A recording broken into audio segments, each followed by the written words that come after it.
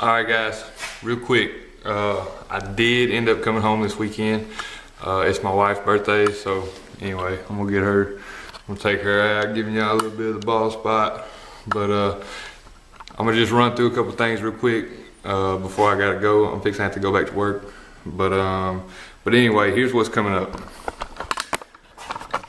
Here is our little motor that's gonna go on the machine.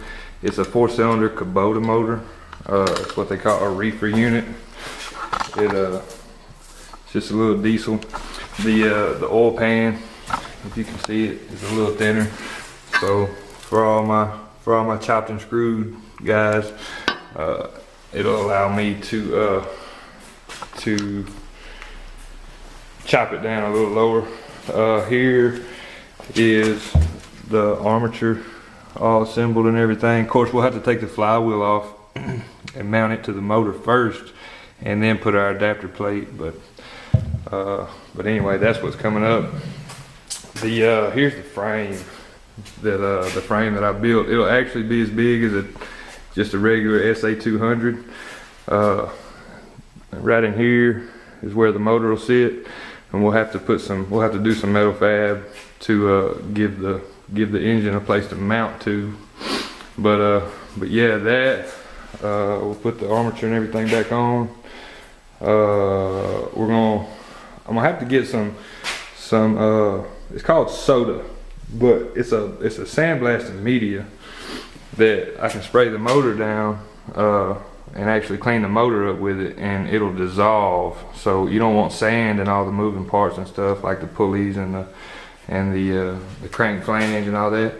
But here's one thing I'm hoping that goes pretty good. I don't know if y'all can see it right here. When I first got the motor, all this is cast aluminum, but when I first got the motor, I actually rolled it off of the freaking the trailer when I was taking it off. It was on a little dolly I built.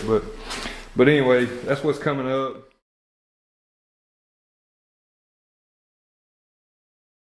Alright, so what we got now? Moving on. We got our put my armature up on the chain fall. And all I'm gonna do, see, I got new hardware for all of it.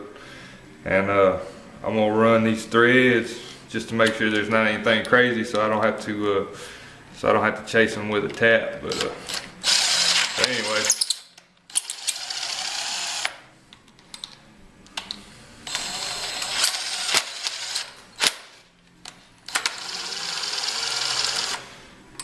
So, just like that one. I got about halfway in it. Started acting funny. So, just to kind of make sure.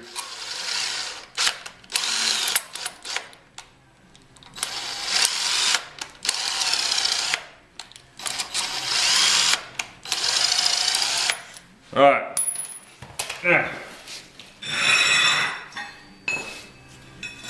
In this order, what I had built, see, I had this piece made to adapt. These right here adapt to the flywheel, and this right here bolts up to the armature. Well, what I ended up running into was I didn't get enough space. I didn't get enough space between the armature and the motor. And my brushes on the main armature that I showed you the other night, they were actually hanging off the end of the armature. So what I gotta do is I gotta bring the flywheel, or I gotta bring the spacer out. So that's why I had this built. And like I say, all it does, I had them counterbore this little lip, and then right on there, I had them do it where it's tight. So it fits in there, just like that, and it won't move. And so anyway, it's still centered. So that's where we're at. We're gonna do that. So just hang in there, and it is a snug fit.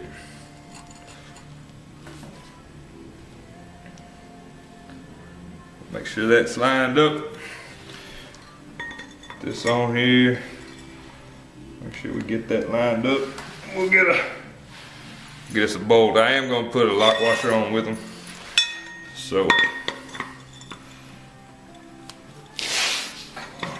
if I can get it balanced. Get it in there.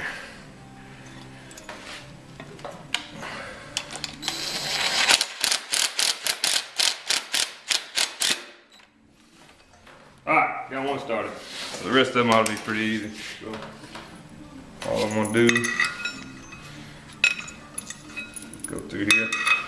And I'm sure you could probably use Loctite or whatever, which would probably be ideal. And in a lot of people's opinion, I probably should use grade 8 bolts. But being that there's so much coverage as far as threads and the bolts, the shearing force, the twisting force on it is not going to be real great. So I think that these ought to work just fine. So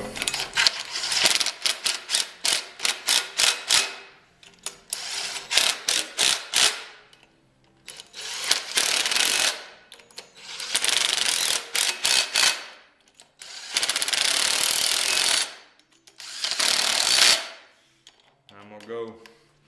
And anytime, just like on flanges or rims or anything, what you want to do is whenever you go to actually tighten stuff down, you want to go in an opposite pattern. So we're going to start here.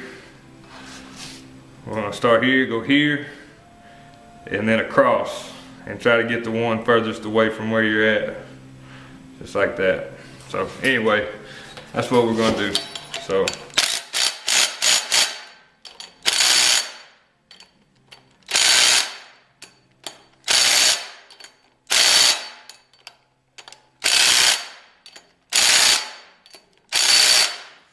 that's it.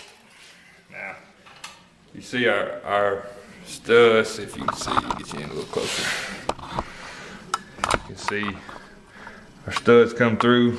So we know we got plenty of bite on those threads, everything lined up, and I'll go ahead and mock. I'm just gonna mock the flywheel up with this just to see it, because obviously we got to put the flywheel on first and then bolt up this adapter. So anyway, but that's where we're at, and yeah. So let me do that flywheel real quick and we'll shut it down. Oh.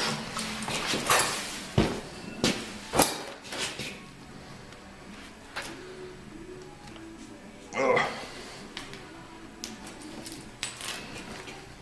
And all this stuff is heavy. I mean, all of it. The armature, the flywheel. Oh. But the biggest thing that I really hear about, as far as, because you know, especially with as much gas as you burn with a regular, you know, with your welding machine, like a SAE 200 or something like that, you know, it doesn't matter how cheap gas prices are, man. That'll eat you alive. So everybody that I talk to, they're like, I love the way my machine welds, but I just hate that it burns gas. So a lot of people I talk to are wanting to do these conversions, and this is the main reason that they don't, and is this adapting the flywheel to a diesel engine. And so that's why I'm kind of putting so much emphasis on it, is for the simple fact that it's just scary. You know, a lot of people say, oh man, it's so hard to do, it's so hard to do. Well, I mean, it's very fine-tuned type stuff, but I mean, if I can do it, anybody can do it. So but anyway, or maybe maybe this will work out good and you just want me to do it. That'll be fine with me, because I'd like to stay at the house anyway. But anyway, for now, at least I can show you how to do it. So, all I did was 1/2 inch bolt. Let me look at it.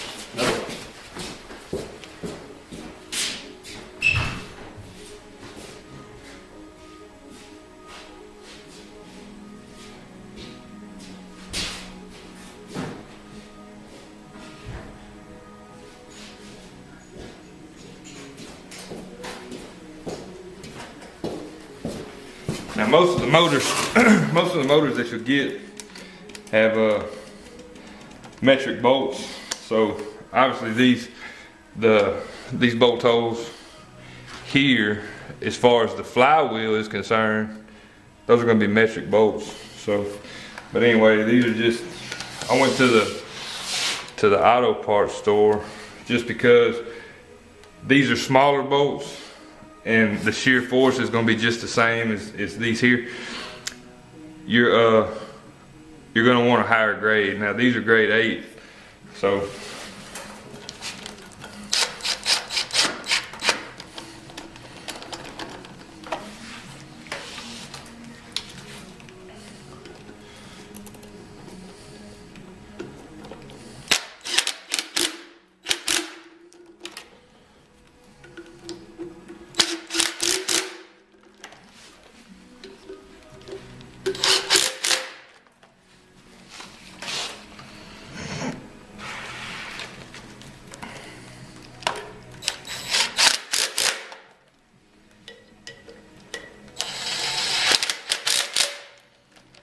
and like I say, this is not going to be a final product because in order to get the flywheel onto the motor, we've actually got to take it off, and it's got to be on the motor first. But until I get